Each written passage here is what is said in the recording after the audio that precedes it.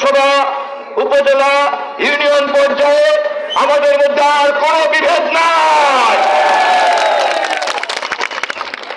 এর বাইরে যে গুটি কয়েক একজন দুজন আছে, আমি তাদেরকে অনুরোধ করব, অতীতকে ভুলে গিয়ে আজকে ধরেন এই যে মূল স্রোতের নতুন যাত্রা শুরু হলো তারেক রহমানের নেতৃত্বে,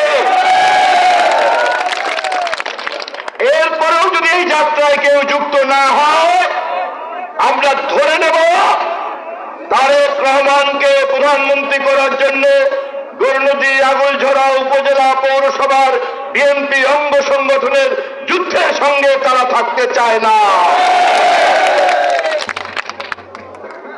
জাতীয় রাজনীতি সম্পর্কে আমি দু একটি কথা বলে রাখতে চাই। আমাদের এইখানে শহীদ ইলিয়াসের পিতা এই মঞ্চে উপস্থিত আছে। আমি মাঝে মধ্যেই আমাদের হোসনাবাদে শহীদ কামরুল তার স্ত্রীর সঙ্গে কথা বলি।